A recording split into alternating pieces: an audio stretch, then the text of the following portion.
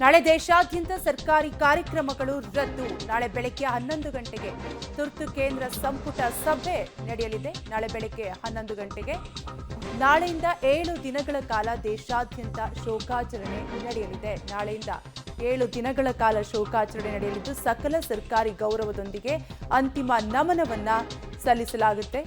Doctor Manmohan Singh ಅವರಿಗೆ ಎಲ್ಲಾ ಕಾರ್ಯಕ್ರಮಗಳನ್ನು ರದ್ದು ಮಾಡಿದ ಕೇಂದ್ರ ಸರ್ಕಾರ ನಾಳೆಯಿಂದ 7 ದಿನಗಳ ಕಾಲ ಶೋಕಾಚರಣೆ ಮಾಡಲಿದ್ದು ನಾಳೆ ದೇಶಾದ್ಯಂತ ಸರ್ಕಾರಿ ಕಾರ್ಯಕ್ರಮಗಳು ರದ್ದಾಗಲಿದೆ. ಒಟ್ಟಾರೆಯಾಗಿ ಆರ್ಥಿಕತೆಗೆ ಹೆಚ್ಚು ಒತ್ತು ನೀಡಿದ್ರು ದೇಶಕ್ಕೆ ಅಪಾರವಾದ ನಷ್ಟ. ಡೀಟೇಲ್ಸ್ ಕೊಡ್ತಾರೆ ನಮ್ಮ ಪ್ರತಿನಿಧಿ ಶಬೀರ್. ಈಗಾಗಲೇ ನೀವು ಡೀಟೇಲ್ಸ್ ಕೊಡ್ತಾ ಇದ್ರಿ, ಆಸ್ಪತ್ರೆಯ ಮುಂಭಾಗ ಸಾಕಷ್ಟು ಅಭಿಮಾನಿಗಳು ಕೂಡ ಬರ್ತಾ ಇದ್ದಾರೆ ಅಂತ. ಪೊಲೀಸರ ನಿಯೋಜನೆ ಯಾವ ರೀತಿಯಾಗಿದೆ, ಯಾವೆಲ್ಲ ರೀತಿ ಭದ್ರತೆಯನ್ನ ಕೈಗೊಂಡಿದ್ದಾರೆ ಶಬೀರ್?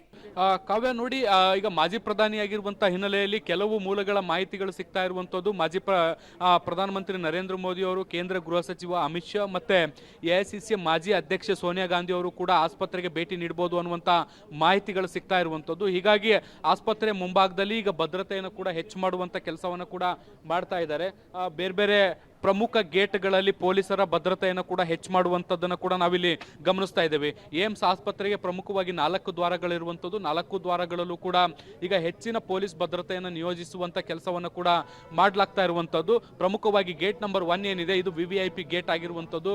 ಪ್ರಮುಖರೆಲ್ಲರೂ ಬರುವಂಥದ್ದು ಇದೇ ಗೇಟ್ ಮೂಲಕ ಆಸ್ಪತ್ರೆ ಒಳಗಡೆ ಪ್ರವೇಶವನ್ನು ಪಡಿತಾರೆ. ಹೀಗಾಗಿ ಇಲ್ಲೆಲ್ಲವೂ ಕೂಡ ಬ್ಯಾರಿಕೇಡ್ ಅನ್ನು ಅಳವಡಿಸಿ ಇಡೀ ರೂಟ್ ಅನ್ನು ಪ್ರೊಟೆಕ್ಟ್ ಮಾಡ್ತಾ ಇರುವಂಥದ್ದನ್ನು ಕೂಡ ನಾವು ಇಲ್ಲಿ ಗಮನಿಸ್ತಾ ಇದ್ದೀವಿ. ಸಮಯ ಕಳೆದಂತೆ ಆಸ್ಪತ್ರೆ ಮುಂದೆ ಸೇರ್ತಿರುವಂತಹ ಜನರ ಸಂಖ್ಯೆಯು ಕೂಡ ಹೆಚ್ಚಾಗ್ತಾ ಇರುವಂತದ್ದು. ಮತ್ತೆ ಪ್ರಮುಖರ ಆಗಮನದ ಸಾಧ್ಯತೆಯೂ ಇರುವಂತಹ ಹಿನ್ನೆಲೆಯಲ್ಲಿ ಈಗಾಗಲೇ ಎಲ್ಲ ತಯಾರಿಗಳನ್ನ ಕೂಡ ಮಾಡ್ಕೊಳ್ಳಾಗ್ತಾ ಇದೆ. ಆದ್ರೆ ನರೇಂದ್ರ ಮೋದಿ ಅವರಾಗ್ಲಿ ಅಥವಾ ಅಮಿತ್ ಶಾ ಅವರಾಗ್ಲಿ ಎಷ್ಟೊತ್ತಿಗೆ ಬರ್ತಾರೆ ಅನ್ನುವಂತ ಯಾವುದೇ ಖಚಿತ ಮಾಹಿತಿಗಳಿಲ್ಲ. ಅವರು ಬರ್ಬೋದು ಅನ್ನುವಂತ ಮಾಹಿತಿಗಳು ಮಾತ್ರ ಈಗ ಸದ್ಯಕ್ಕೆ ಲಭ್ಯ ಆಗಿರುವಂತದ್ದು. ಸೋನಿಯಾ ಗಾಂಧಿ ಅವರ ಸಮಯವೂ ಕೂಡ ಇನ್ನೂ ಕೂಡ ನಿಗದಿಯಾಗಿಲ್ಲ. ಅವರು ಬರ್ಬೋದು ಅಂತ ನಿರೀಕ್ಷೆ ಮಾಡ್ಲಾಗ್ತಾ ಇರುವಂತದ್ದು. ಇದ್ರ ಜೊತೆಗೆ ಪ್ರಮುಖ ಗಣ್ಯರು ಕೂಡ ಈಗ ಬರ್ಲಿಕ್ಕೆ ಶುರು ಮಾಡ್ತಾರೆ. ಯಾವುದೇ ಸಣ್ಣ ಪುಟ್ಟ ಲೀಡರ್ಗಳಿಗೆ ಈಗ ಸದ್ಯಕ್ಕೆ ಆಸ್ಪತ್ರೆ ಒಳಗಡೆ ಪ್ರವೇಶವನ್ನು ಕೊಡ್ತಾ ಇಲ್ಲ.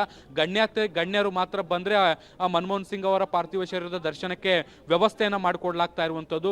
ಬಹುಶಃ ಏನು ಬೆಳಗಾವಿಯಿಂದ ಹೊರಟಿರುವಂತಹ ಎಲ್ಲ ಪ್ರಮುಖ ನಾಯಕರು ದೆಹಲಿಗೆ ಬಂದ ಬಳಿಕ ಆಸ್ಪತ್ರೆಯಿಂದ ಮನಮೋಹನ್ ಸಿಂಗ್ ಅವರ ಪಾರ್ಥಿವ ಶರೀರವನ್ನು ಅವರ ನಿವಾಸಕ್ಕೆ ಶಿಫ್ಟ್ ಮಾಡುವಂತ ಸಾಧ್ಯತೆಗಳಿದಾವೆ. ಇದ್ರ ಜೊತೆಗೆ ನಾಳೆ ವಿಧಿವಿಧಾನಗಳ ಮೂಲಕ ಅವರ ಅಂತ್ಯಕ್ರಿಯೆಗಳು ಕೂಡ ದೆಹಲಿಯಲ್ಲೇ ನಡೀಬಹುದು ಅಂತ ಹೇಳಲಾಗ್ತಾ ಇದೆ. Thank you Shabeer ಡೀಟೇಲ್ಸ್ಗಾಗಿ.